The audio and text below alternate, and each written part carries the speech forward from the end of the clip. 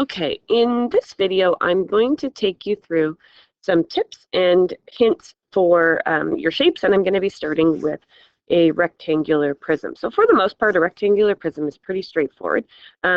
Depending on what it is in terms of your base, your depth, your height, will impact what it might look like. Keeping in mind that the front of it, so if I'm looking at it like this, here would be my base, here would be my height, and then here would be my depth when I draw it. So keep those things in mind.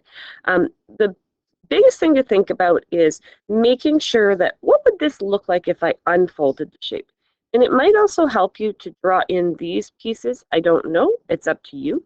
So you've got to think about if I were to unfold the shape. So the way that I've drawn this, it kind of looks like a square at these two ends.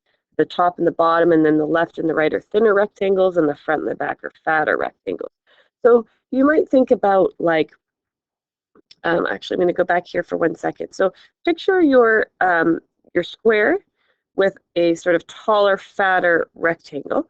So you've got your square, and then you have this taller, fatter rectangle here, and taller, fatter rectangle here. Then you've got another rectangle here, and another rectangle here, and then your square here.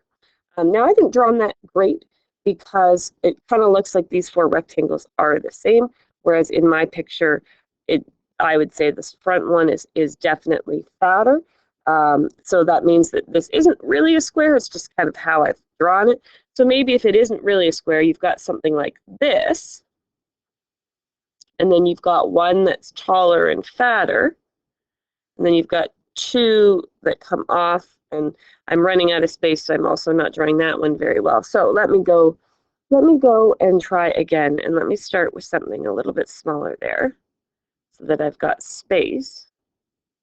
Now the interesting thing to think about here is, I'm just going to turn this to the highlighter. That side right there, you have to be careful because however long you make this needs to match up with that side.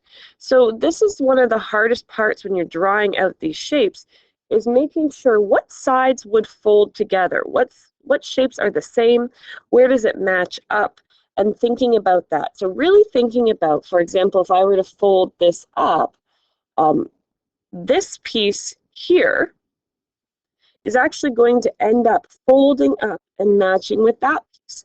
So you've got to think about what pieces fold up and what pieces match together. So that's the hardest part of a rectangular prism, is just picturing what would it look like if I unfolded it, what pieces would match up and then therefore need to be the same size.